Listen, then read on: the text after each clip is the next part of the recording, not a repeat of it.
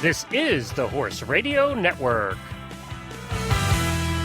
This is episode 170 of the Dressage Radio Show on the Horse Radio Network, brought to you by Equestrian Collections, Fleeceworks, Kentucky Performance Products, and Draper Therapies.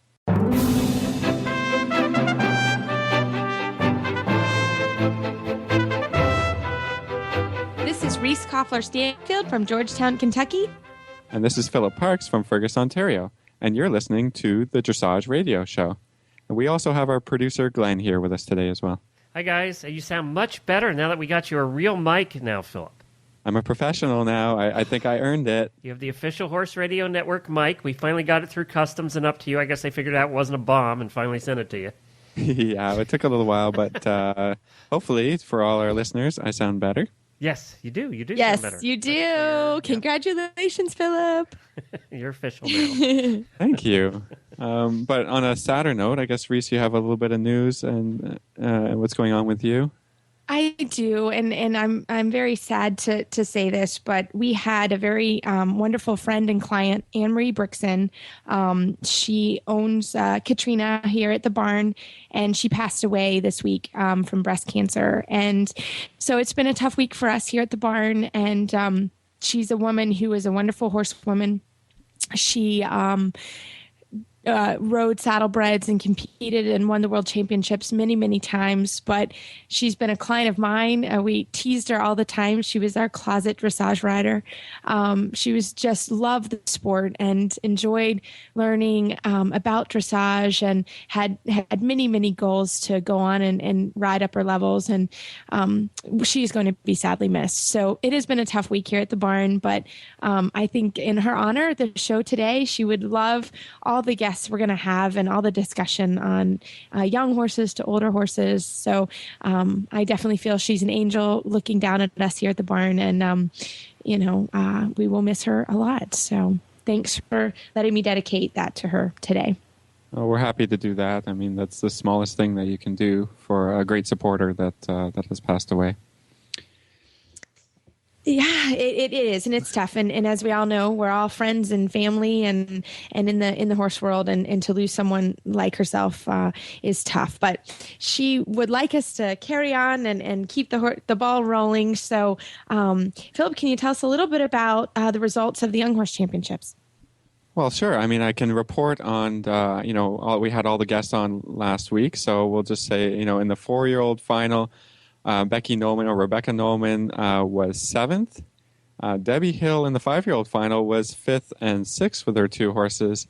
And in the 6-year-olds, Ula Parker was 8th. So, great job to all those riders. We're really happy that they came on the show and talked to us about, their ride and their experience at the championships. And we're happy that they did that, and we'll continue to support them as they go on with these horses, and we can watch them. And the great thing is today we have Scott Hassler come on and also talk about the Young Horse Championships and as the results and how he feels about the program for young horses in the U.S. So that's great. It was, and it sounds from all reports that it was a wonderful championship. And next week we are going to try and have some riders on to talk about the developing horse Grand Prix and the Prix St. George to kind of give us a rundown on how that went. So looking forward to that. Yeah, I think it is a great progression of bringing along young horses and then up into top sport. So we're looking forward to that. Hopefully we can get some great guests and some more great discussion going. Exactly. And another, just a great thing that happened this weekend, and there were wonderful pictures. Ravel, our Stefan Peters mount from the last 2 Olympics, he is now retired. He is 14, and he retired after his 2nd Olympics with his owner, Akiko, at her farm, Four Winds Farm in Woodside, California. And he has many adoring fans.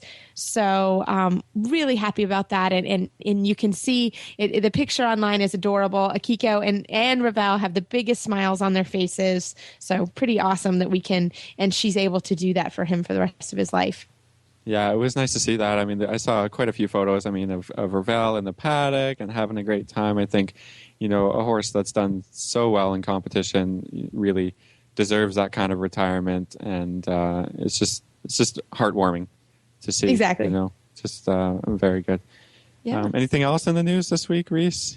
Well, yeah. Interestingly enough, Caroline Rothman now has the ride on Sagacious. Lauren Samus's horse. She took him to the Pan Am Games. Caroline had him at the Young Horse Finals. I guess she must have taken him to work with Debbie McDonald. So it's going to be very exciting to see what happens with that team. I think that's going to be a wonderful partnership. So that will be fun to see what happens. And also, a little bit things changing around, right? Horses move here or there, and it's great to continue to see them in top sport, and we'll see what happens. Exactly, and Caroline is up and coming. She won the developing horse last week, and she's a top level rider, and he's a top horse. So I think we're all looking forward to seeing what happens with that team. Other things that are going on: the World's Dressage Masters is coming back to Florida next year in the spring. We've had that event for a couple of years, right? There's big prize money in it. Big riders come, even from Europe to show in the show. So, that's great. I think I'm going to try and go down and see that in Florida. That means you're coming to visit us. So we're really excited. And, you and I, we're going to have to, we'll have to tell Glenn that we're reporting at the World Dressage Masters. Maybe we can do something live from there. But it's scheduled right now for the 23rd and 27th of 2013. And that's yeah. What month? January. Yep. Okay. Yep. I was going to say, Glenn, you've been awful quiet when I put that little plug in, but no, I'll be down. It's only a short drive for me. Yeah, well, we may have to have a party together. Yeah. Well, you know what? I'm only coming if the water has receded. We're going to have Tami Hoag on today to talk about Wellington and the flooding they've had down there. Sounds quite amazing. Sounds terrible. We'll learn a little bit more about that in a couple of minutes. But I'm only coming down if the water's gone and the alligators and the crocodiles. Yeah, I agree with that. I'm only coming down for that. I'm terrified of snakes and crocodiles. Seriously, I'm really, really scared of that kind of stuff. So when she talks about it later here in the show, it is and some really exciting news from London. The Para Games are starting. And competition starts August 30th. So starts tomorrow in Greenwich Park. 78 riders from 26 countries are vying for medals. And we wish our U.S. team and Becca Hart, she came on the show a few months ago, and we have our fingers crossed, and she's just a wonderful person. And so don't forget about the Canadian team. I am it's not just sorry. the U.S. thing. Okay. I need to get my plug in a little bit, Sorry. I don't want to be railroaded here about. I'll cheer for your riders, but always mine first. I will cheer for. You know what? For any rider at that kind of world championship, I'm cheering for him. I know how hard it is. I saw a bunch of pictures last night that were posted on Facebook. I'm friends with a lot of them, and from the opening ceremonies, and they had what looked like a really fun opening ceremonies. It was cool looking. So I'm sure they were all thrilled to be there for that. Good. Well, looking forward to reporting on that. But as for this week, let's maybe get to the show. Very good. We're going to have Tami Hoag here in a second talking about her horses. But first, we want to ask her about all the flooding that's happened in Wellington thanks to what was Tropical Storm Isaac. It went right around us. By the time it got past the southern part of the state down there, the very tip, it had gone out into the Gulf a good bit. And so here in Ocala, we were actually dry. We had less rain than we do on a normal day. So they were the part of the state that really got hit hard. And we're going to do that right after this word from Kentucky Performance Products. Hi, everyone. Glenn the Geek here. Kentucky Performance Products has become a favorite of many listeners of the Horse Radio Network. They have a product that we want you to consider called Contribute. Contribute is the omega-3 fatty acid supplement that is so important to your horse's well-being. Contribute helps maintain soundness and longevity by protecting joints from damaging inflammation and sustains a strong immune response in horses of all ages. Learn all about omega-3 and 6 fatty acids and why they are so important. Go to kppusa.com for more information. That's kppusa.com. I'm very excited to have Tami Hoag on the show today. Tami is an internationally renowned author and also Grand Prix rider, and she is going to give us a firsthand view on what's happening in Wellington after Hurricane Isaac came by. Hi, Tami. Welcome to the show. Thanks for coming on. Oh, thanks for having me.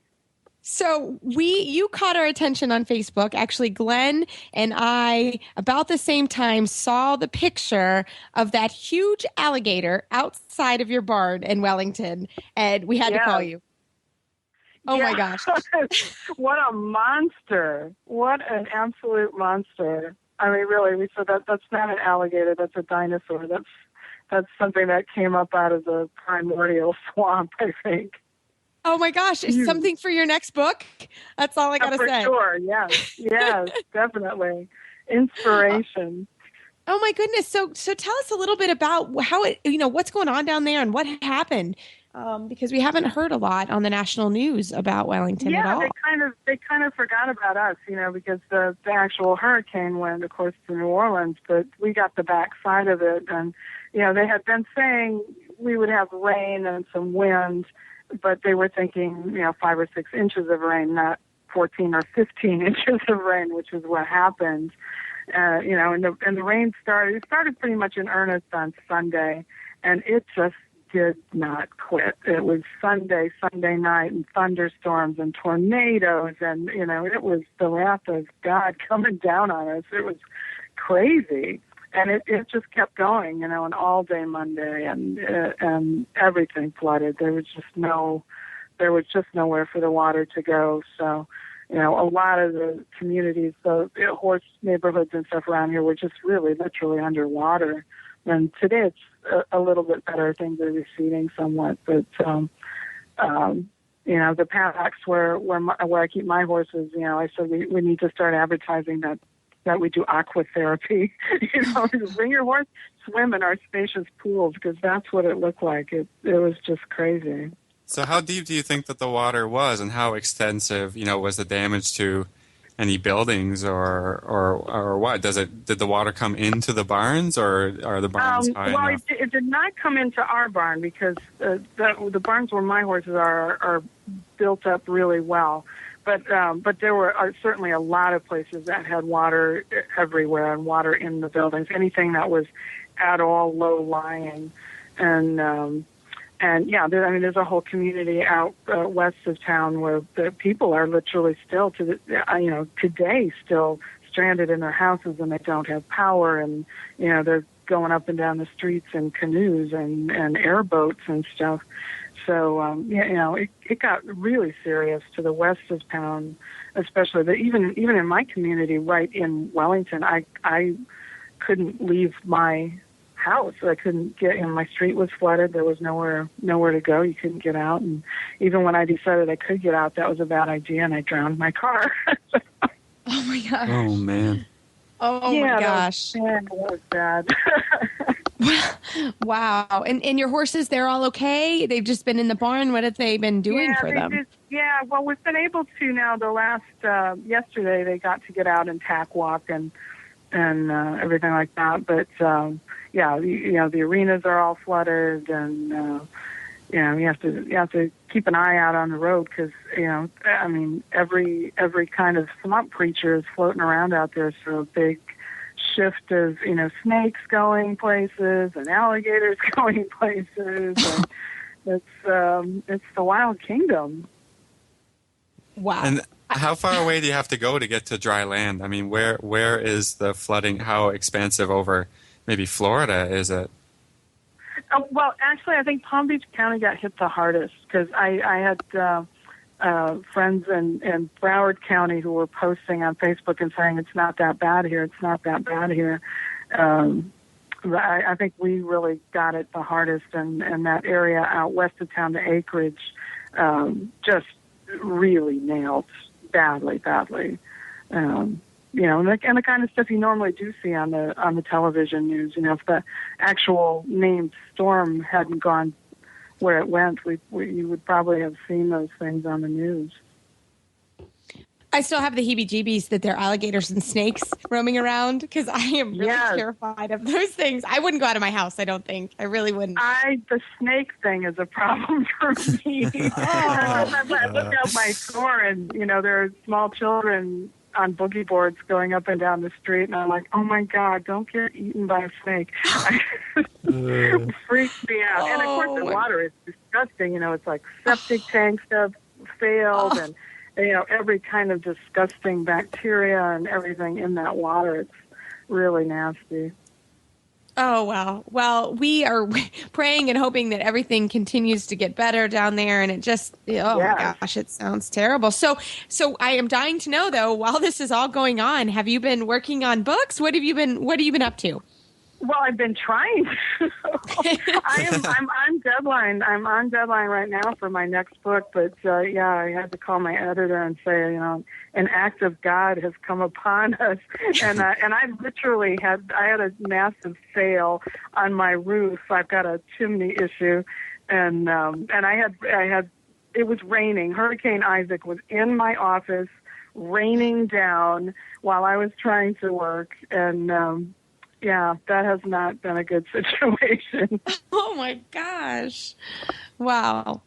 But so now when your deadline, and then you were saying also with one of your books are being re-released? Yeah, Ashes to Ashes, which was out, quite a while ago now. It's probably been 10 years ago or so that book came out, and that's been re-released in paperback this month.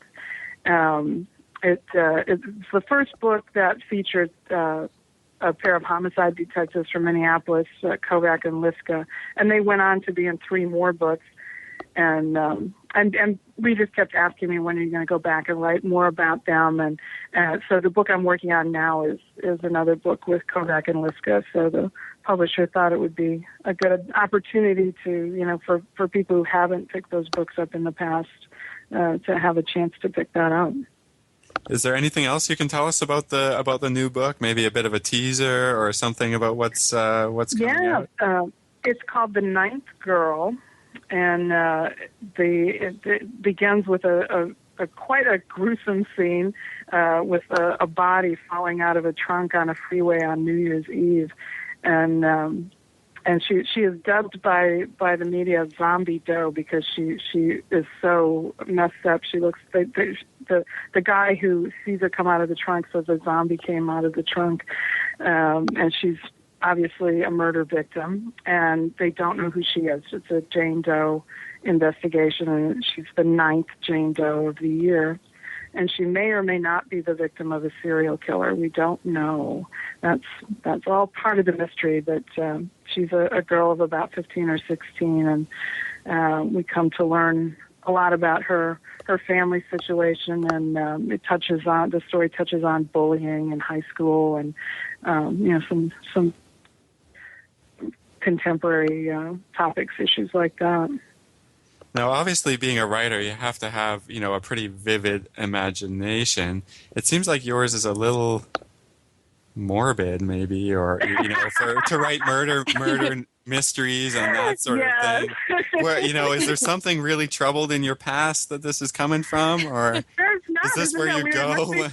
It must be from a past life or something, because I'm a happy person. I'm a lot of fun, but I certainly like to explore that dark side of humanity. And I think, for me, writing is all about the psychology of the characters, and that's where it gets really, really interesting and really gritty, and getting into the dynamics of relationships when things go that wrong. What drives a person to get to that point where they would actually take another person's life, and what went on in that relationship, and I find that just fascinating. Human nature is fascinating to me, and the dark side is more fascinating than the happy part. Well, it makes for better excitement, anyways. Yes. If you were reading about people who were just happy all the time, and having a good time, you'd be like, forget them. My life stinks. I always say, people read suspense and they're like, wow, thank God that's not me. They feel so much better about their own life. Maybe that's it.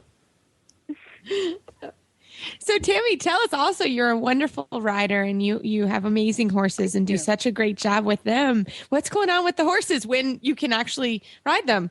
Well, I do sneak out. During the summer. We don't do a lot down here during the summer because it is so hot, and we show so heavily in the winter and train so hard in the winter. So summer is is time to go, all back to basics, and they're in the snaffle bridles, and we're working on gymnastics and really those minutia things of basic training. And so that's what I do during the summer with my guys, and they get an extra day off in the summer. They hack a day, and they get an extra day off, and but I need to go out and see them for my sanity. Otherwise, imagine what goes on in my head, what's living in my head. I need to get away from that. No. Yeah, you need to get away from I don't think I know.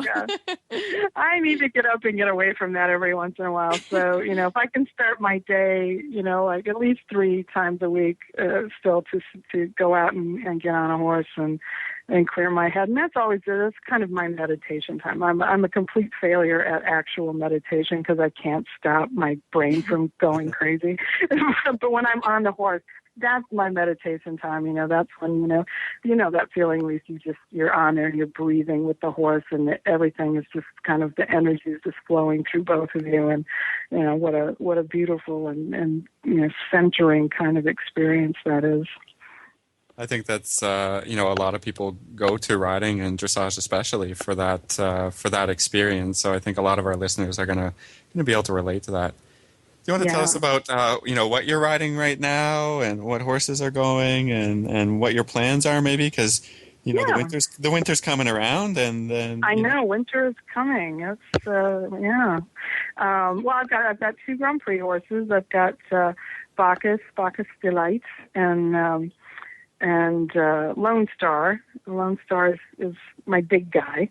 And so he had last year was really my first season with him. I bought him 2 years ago, and then I had a major crash off another horse and wrecked my knee, and I missed a whole season. And so last year was really my first season with him, and kind of sort of, I don't want to say retraining him, but us getting to know each other and my system and how I like things. And so there was we had our ups and downs in the show ring, but I was so hugely proud of him. He's a really fun horse, and he wants to do well, and he wants to really please. And about the 3rd show, he found an extra gear in his trot that he hadn't known he had before, and he was so amazed with that. It was bad for the score, I have to say, but it was so delightful because he was just so proud. I'm like, oh, well, that's great, but you only know how to do that in a straight line. That's not helpful right now. That can be problematic, yeah. It really is like, that's and now we have to go sideways, and then he'd be like, oh crap, I don't know how to do that. And then there's like legs going everywhere, and so we didn't have on the surface of it didn't look like we had the best season, but I was just thrilled, really. He's such a joy to work with, and he's just been so much fun. So I'm looking forward to a really good season with him this year. And with Bacchus too. And Bacchus now, I think he's 18, coming 18 next season. So he's, winding down, but in some respects, physically he's better than he's ever been. He's really sound and happy and working hard. And, so I'm looking forward to that. That sounds great. And it takes so long to get them ready in the Grand Prix and get a good one. So even when you have those moments, it's so exciting sometimes. And you have to work toward keeping that. You have to enjoy the journey, for sure, in dressage. It's all great when it all comes together, but it's such a long road. And, you really have to enjoy all those small things, those small pieces that go with it. Well, Tami, thank you so much for your time today. And we hope you and the whole community of Wellington stay safe and all the snakes go back to where they live. Yes. But thanks for taking time out of your day to talk with us about your book and your horses. And I hope you'll come back on the show. This has been lots of fun when the book's ready. Thanks for having me. Yes, absolutely. Absolutely. Thank you. Well, we're going to be back with our next guest, Scott Hassler, in just a minute. But first, we have to hear from a couple of our sponsors, and we'll be right back.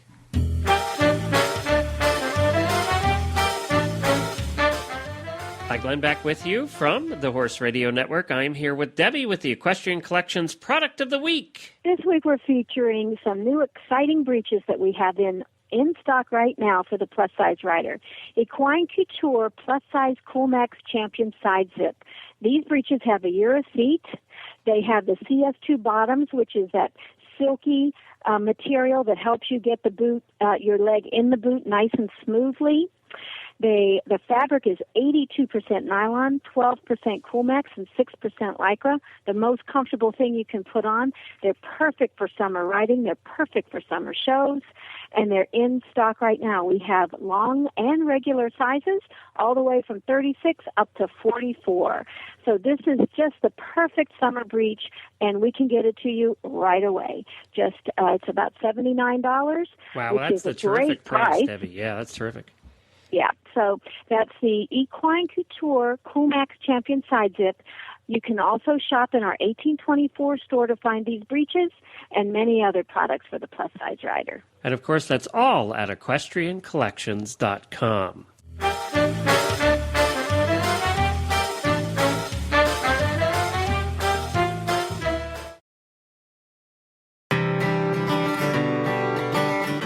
Hi, everybody. Glenn the Geek here from the Horse Radio Network, and I am here with Kat from Draper Therapies with the Draper Therapies Product of the Week. What are we talking about this week, Kat? Well, this week we're actually going to be talking about two products, so it's kind of products of the week, and we're going to be talking about our eye pillow and shoulder wrap that we have available. And both of them are filled with flaxseed. So with the Draper Therapies products, normally you're getting an increase in circulation and health benefits, that help you sleep better and all sorts of other great things, help you get rid of pain. But these products in particular, because they have the flaxseed in them, can either be thrown into the freezer or the microwave for added therapeutic benefits. So the unscented ones are usually ones we recommend to go into the microwave because otherwise our lavender burns and doesn't smell so good. And you don't want that smell in your house, but which is the bad thing. But if you go with the unscented version, you'll actually find that when you put it in the microwave, you can put it on different parts of your body that might be ailing you, especially if you've got a tight shoulders and tight neck, and heat is the best recommendation for, helping you feel a little bit better. These products work twofold. So you get the therapy, plus you get the heat in that. Or if you throw them in the freezer, then you can throw them just about anywhere. And if you've got maybe an injury or something that just, feels a little funky after a day of riding, you can put them right on there. And I've actually had a lot of customers using the eye pillows as almost like boo-boo packs for your little kids. So you'd, keep them in the freezer all the time, and then when something, came up or a little, scratch happened, you could just throw that right on top of it. So both of these items are very affordable. They're, either $15 for the eye pillow or $25, and you do save when you buy them in pairs. They're great gift items, and they're just great all around to have. And, of course, you can find them all at drapertherapies.com. And for these particular products, you would want to look under the category of body therapy.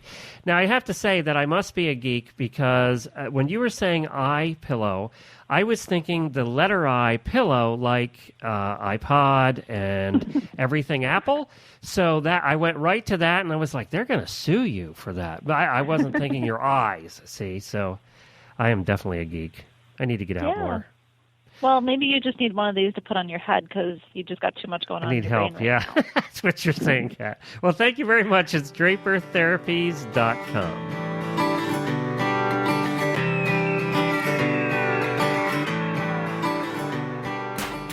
Next up, we have Scott Hassler, the USEF Young Horse coach, and he's going to tell us all about the wrap-up from the Young Horse Championships, a little bit about the World Young Horse Championships, and where that program is going, and a small training tip for young horses. So we got him on for a lot here. Scott, thank you so much for coming on the show. We're honored to have the USEF National Young Horse coach with us today. Yeah, my pleasure. Anytime to help you guys out. So, Scott, we've been talking in the last few weeks and had a segment on, young horse and young horse training.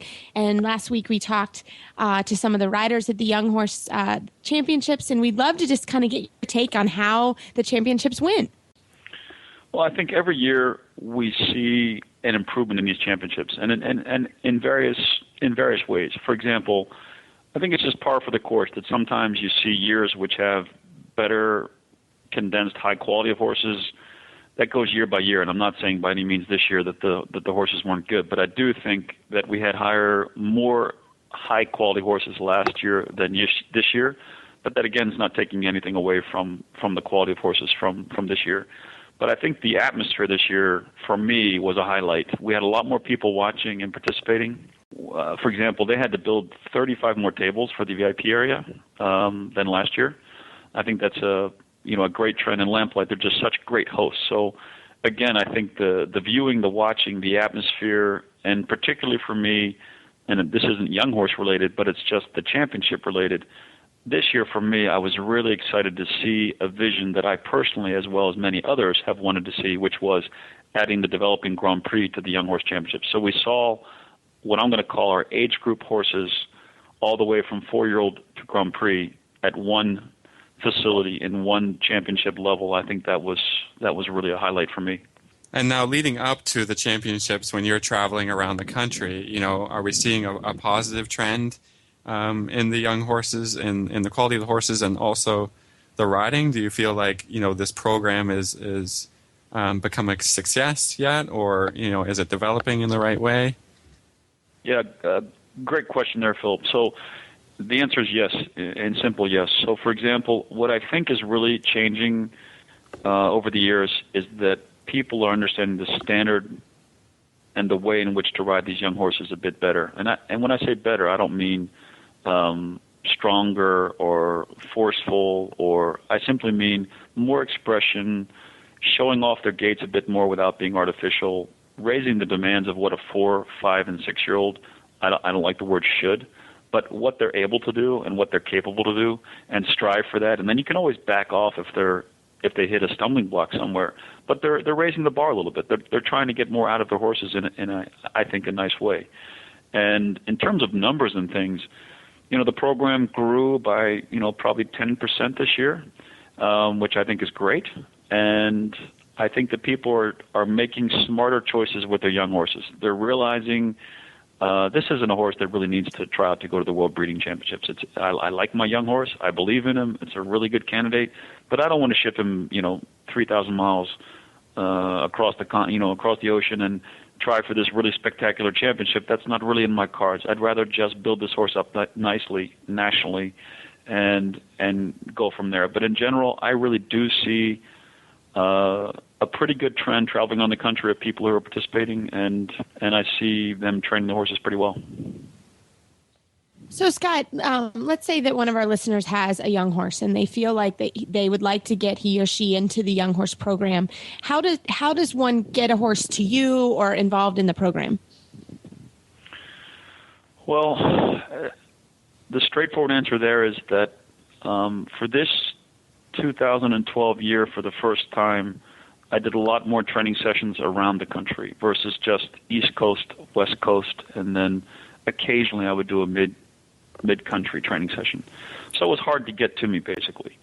So what we've tried to do is we've heard the plead where people say, hey, can Scott get to more areas of the country and help out? And we've tried to address that. So if it's a combination that's not in the system, so let's just say you've got a 4-year-old, it hasn't competed as a 3-year-old at all, it's new as a 4-year-old, you want to try to get some results in the show ring with that horse at training level or first level, whatever's appropriate for that horse, because all the training sessions are done by application through the USEF website. And a show record certainly helps. Behind that would be a video of the horse that I can at least see the horse. And that's probably the most difficult thing that I have as a national coach that maybe the others don't have, is that I'm starting with these horses. They're not in the system yet, so I've got to try to find them throughout the country. So the best way is to get show records. If you're already in the system, these training sessions are, by first choice, are horses that are in the system. Then it gets filled with horses which provide a video of the training, and I can see the quality. And these are, if you want to view it, high-performance young horses that I'm to be training, not just everyone, high performance. So I'm looking for the best horses, the best quality, and then, of course, we can fill in with horses that maybe couldn't get in the show ring, or maybe somebody just got the horse imported, whatever. But they're done through the website from USEF. They are by application, and they are intended to be The rides are for horses which are the highest caliber horse rider combinations, and they are new for 2012. They are open to the public. We had auditors at each of these clinics, which I think was great. Okay, great. Now, it's my understanding that there were no American horses that crossed to Germany to compete at the World Championships this year, but you did. Do you want to talk about the World Championships, quickly, and what you see going on there, and how the U.S. can be continually competitive at on that stage as well? Yeah, sure. So we didn't have any U.S. bred horses go across the ocean, but we did have one U.S. horse based here go across. And that was Sabine Schutt-Carey with the stallion Sanseo from California as a 6-year-old. She went over. So we had so the U.S. has allowed 2 5-year-old horses and 2 6-year-old horses to compete in the World Breeding Championships. And actually, this was kind of funny this year. Normally, we get more 5-year-olds trying out than 6-year-olds for some reason. This year, we had no 5-year-olds that made it or wanted to go, and we filled the 2 6-year-olds. The World Breeding Championships themselves, I think they're on a really, really good trend personally, and I can only share my thoughts, obviously. But for me, they're on a good trend because there's a lot of critics in the past who have said, oh, these championships, they just show off gaits, they're a stallion show, they don't relate to the future of our sport.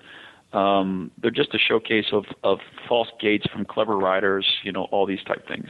And over the years, and when I say over the years, I'm going to go deeper than 5 years. I'll probably say 8 years, something like that. It started to change a little bit. They started really rewarding transitions and good self-carriage and future horses for the sport, not just fancy gaits. And I think it's on a very, very good trend. The championships themselves, the FEI starts keeping records of this because they're concerned and they care about these championships. You now see, in the last 5 years, 80% of the horses who competed at the World Breeding Championship for young horses have gone on to Prix St. George and higher international success. I think that's a very, very strong statistic that is pretty hard to fault. The last Olympics in London, 5 horses came through the Young Horse World Championships. So I think we are seeing horses in young horse programs worldwide be successful in high-level sport. I think the criticism to that is pretty much, I want to say, done. There will always be some critics that think it's not important, but time is now on the side of young horse programs because the results are proving that we are finding very good counted horses towards Grand Prix. And for U.S. riders, if they're looking at going across the ocean and spending that money and all those things, there's a couple things that I really do recommend. Number one, yes, you can live stream things around the world, and that's getting really easy, but I do think if it's something that's in your cards and you think it's something you want to do in the future, I really, really recommend spending the money and time and going over and watching it. Get familiar with the environment. Get familiar with the game you think you want to play. Feel it. Understand the championships. That way, when you go over with your horse, you're a little bit more familiarized with everything and more settled. And also, you know the game you're trying to play. The atmosphere there is huge. And when we get somebody complaining because somebody got too close to a fence just watching an arena in the U.S., hey, Fairton, they're right next to you, and they're serving coffee and cake, and dishes are clanging. And, I mean, they're right next to the ring. There's a ton of atmosphere. I think to see that and feel that and know that's the game you want to play, I highly recommend, that avenue of checking it out. That's the one. 2 is really evaluate your combination of yourself and your horse and say, what's my objective for going over there? Is this to be in the top 5? I don't want to go and spend all that money if I don't have a chance to be in the top 5. Then I'm going to really safely say right now, and I'm sorry it's a bold statement, but it's true. The top 5 over there right now is you get there by luck. You got to have a spectacular ride with no mistakes, an incredibly competitive horse, and it's extremely, extremely, extremely difficult. I think it's better to look at it to say, I might end up where I'm going to end up. I really feel I have a good horse. I want to go for the experience. I want to go because to make the top 5 right now is really, really, really difficult. And I certainly wouldn't tell someone in the States, yeah, go, you'll be in the top 5. I don't want that on my shoulders because they're that good over there. They're just simply that good. But to say, can we make the final, the top 15, and feel that success? Then I think play your cards, get as best prepared as you possibly can, and go for it. But if you want to make top 5, I'd say, look, if you're going to be happy if you don't make top 5 and higher, I'd say, you know what, save yourself the trip. Don't go. So, Scott, tell us a little bit about your vision and the next step for the U.S. Young Horse Program.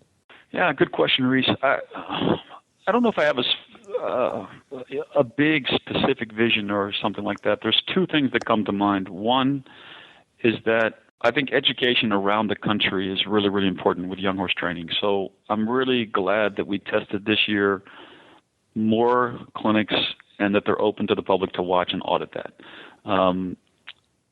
For the reason that my feeling was, as a national coach, not high performance. When you're working with Olympic horses and things like that, if there's an issue, you don't really want the world to know that. But for young horses, this is a step in their careers. And if you have something to work through, it's not like it's forever or it's politically going to be known that this horse has this issue. It's stages in horses' lives. And I think the more we can have open training like this is fantastic, because training is extremely important. And I'm using that word training because I think sometimes we have clinics, and I'm not criticizing, I'm just being blatantly honest. Sometimes we can have a lot of clinicians come in and they top dress things and they improve your frame or your bend or a little bit more tempo or something, but they don't get into a subject that needs to be worked through really well. And I think with young horses, if there's a subject, you better work through it. Otherwise, you got a bigger problem later. And I think having that open, I'm certainly very, very glad we've taken that approach. So that's the one thing, is just education around the country, open training, discussing things, showcasing, the horses that we have and why we've made these choices. So education is the one. The second one that's brewing is, and it's been worked on for a couple of years now, and I'm pretty involved with it, is I really think it would be fun to have a multi-discipline young horse championships in the States, similar to, I'll use the example of Germany with the Bundeschampionat, it's called. I think to have jumping, eventing, dressage, driving, all together with the best young horses from different disciplines could be extremely exciting. So that's the second vision, is to look at it that way. But I'm actually really, really happy, and I'm thrilled with where the Markel Young Horse Program is at the moment. For me, the icing on the cake of why I'm thrilled is not just to say it, but why is because for me the most meaningful thing is that when horses have come through the Young Horse Program, that we're seeing them later in sport representing our country. And the last 2 years at the Festival of Champions, which would be a really good way to measure how that's going, we have a lot of what I'm going to call graduates of the Young Horse Program very strongly representing us in the high-level sport. So for me, last year was an incredibly good year when 3 of the 4 Pan Am horses for dressage all were young horse graduates. So I'm pretty happy with how things are going. Wonderful. Now, I just want to switch it up a little bit, Scott. I know that you spend a lot of time training and watching horses and riders, and both Reese and I have had help from you. So we're looking for, maybe a training tip or some advice for somebody who rides young horses, and maybe a problem that you see commonly, or something to help out the riders there a little bit. If we could just have a little bit of that time right now for something, anyways. Okay. One that comes to mind is it's a little bit harder, which is with a basic topic. One that comes to mind to me is, I think a lot of people they want to be nice to the horses. Of course, look, we all do this because we love the horses in the end. Let's hope anyway. So, what is nice? That's a really good question. What is nice? Well, if you have a young horse, let's say, that isn't going forward, to ride it without spurs, I don't know that that's nice. So sometimes I see people take that approach. They say, you know what, he should learn to move from my leg, and I agree. He should move from my leg. So therefore, riding without a spur is really, really good for young horses, because I want to make sure that he listens to my proper leg, and a spur is an excuse. And I have to say, sometimes I see this where they think riding without a spur is a good thing, and it's actually counterproductive in many cases. So that's one training tip right there I'd like to bring forward, is that, of course, every aid used properly is what we want. But if a horse isn't moving forward from the leg, and you go a long time trying to fix this with just your leg without a spur, and then all of a sudden you try a spur one time and he goes, wow, hey, you've just prevented a habit from getting worse. I think you want to be careful about what is nice for a horse. And I can, again, only share my view on a training tip, is that I don't think riding with a whip is an excuse, and I don't think riding with a spur is an excuse. It's everything is used within reason.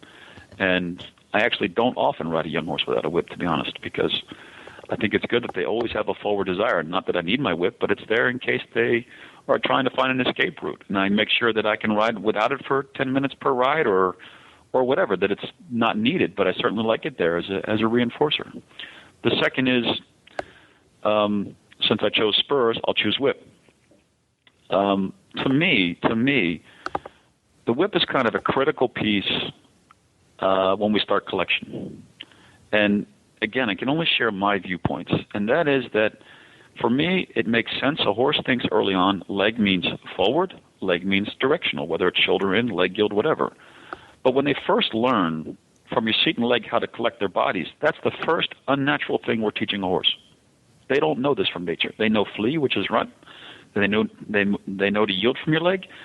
But to get the bridge of their back and sit the hind legs down and do all those things, I really think that's where the whip is extremely helpful as what I like to term it, an extension of your leg. You let the horse know to use the croup a little bit differently than you want it from a forward aid or from a directional aid. And it's very helpful to teach horses how to collect from the whip with the support of your seat and leg. So I really like the whip, which is supposed to be. It's an aid in your hand, not a punishment. So that's one training tip so far, Philip, is that use of spur, use of whip. It's not that I'm a fan of it, but I do think if you're trying to do it without those two things and the training isn't going well, I don't think that's nice to the horse. I think it's better to be clear to the horse. Yeah, I think that's a wonderful point and a great tip for to people that you create a communication around your aids and that they're not punishing things and they don't have to be used harshly, but they can help your communication. I think that's something I try and tell people as well. So that's a wonderful tip. And one more thing that comes to mind too is, particularly young horse, is the word riding them forward. So I really believe that's a main thought in people's minds is to ride forward for a young horse. But I really challenge people to understand forward versus fast. And what we want to produce in these horses is cadence and suspension and throughness in their bodies. And let's be very, very careful that when you think you're going forward, make sure it doesn't feel fast, because fast is actually very, very counterproductive. So that's just another tip in there, is to be careful that we don't start running these horses off their legs on their forehands with quick movement. We need forward desire in the horses for sure, but not fast-moving legs. Well, Scott, thank you so much for your training tip. I will tell you, I used that whip yesterday. My young horse decided that he didn't want to go forward, and I just didn't have a whip. I was off. It was all fun and games until I didn't have the help, and so I'm 100% with you on that one. So, but thanks so much for coming on, Scott. If people want to get in touch with you, how would they do that? The best is through our Hassel Dressage website. So it's www.hasseldressage.com, and that's the best way to reach me. Well, we're going to be back with the email bag right after this word from Fleeceworks. Coach Jen here, host of the Horse Tip Daily Show, and I've been joined here by Judy McSwain from Fleeceworks, and I hear there are some fantastic things coming up in your dressage pad lineup. Tell me about it. We've made some changes to the line for September. The first thing is we had launched the TheraWool this year, and we put it out in the general pads. But by September, we'll have our TheraWool in a dressage half pad, which is pretty exciting. Wow, so that's awesome. It's a little bit of a different price point and a little bit more washable. So I think that's pretty exciting. And the second thing that we've done is in our sheepskin half pads with the rolled edge and without the rolled edge, we've taken our dressage size that we had and we've made them a bit bigger. And then because of the changes in the dressage saddles, I thought for a while that we were going to be able to do one pad, and just there's such diversity in the saddles now, we're going to have to do two sizes, and the new size will be in September. So we've got a dressage half pad with the rolled edge and without in a regular, and in September we're also going to have the dressage half pad with the rolled edge and without in a large. The TheraWool going to be available in both sizes in addition to the sheepskin? Initially we're going to do them in the large. Mm-hmm. And then if we get enough demand, if people start to ask us to do smaller, then we'll do smaller. All right. So September, look for those TheraWool half pads to be coming to your local tack shop. And if you don't see them, Tell your local tack shop they need to contact Judy ASAB. She can be found at fleeceworks.com. All of her contact information is right there, and she's a really nice lady. You should call her. And now we have our New England Dressage Association update for the month with Kat. Well, hi, Kat from the NEDA. How are you? I'm great. How are you doing? Good. What's coming up for NEDA? Well, NEDA is the New England Dressage Association. We have a ton of stuff that's going on that may affect a lot of people in our region, which is Region 8. So it's everywhere from New York all the way up to Maine. But there's also events that we have going on that people can fly in because there's a lot of fantastic things that are going on. Our biggest thing that's coming up is in September the 13th through the 16th, and it's the NEDA Fall Festival of Dressage. And by sheer entries alone, which is usually around 600 separate entries, we have the largest dressage show in the country. So it's a fantastic avenue for people to be able to come out and see some of not only Region 8's best riders, but it's also great for FEI riders and CDI rides as well. So it's a wonderful event. We've got the breed show going on Thursday and Friday, and then Friday, Saturday, and Sunday, we have the regular dressage show going on as well. So there's lots to see. And in conjunction with that event, because it is held in Saugerties, New York, Hits on the Hudson is the grounds that we're using. And the Marshall Sterling finals are also going on in the Hunter World as well. So if you like any one of those disciplines, it's a great event to be able to come out for. And that's September 13th through the 16th? Yes, absolutely. Okay, very good. And I know you had some other things coming up, too. Yeah, we have some other big things. The next big thing, after we're getting out of our whole Olympic, buzz and all that, we actually have the FEI ground jury for dressage, Stephen Clark. He was the president of the ground jury. And we have Canadian Olympic athlete Ashley Holzer, who are going to be at our NEDA Fall Symposium, October 28th and 29th. And this year, what's very unique about this event is we're holding it up in Maine, and it's about 45 minutes from Portland, and about an hour and a half to 2 hours from Boston, depending on traffic. So it's really not that far compared to where we used to hold it out in western Massachusetts. And it's going to be a fantastic event. And for that time of year, we're very fortunate to be holding it at Pineland Farms because it's a heated indoor, which is so fantastic. Terrific. Yeah. Anytime you can get a heated indoor where you live, that's all that much better.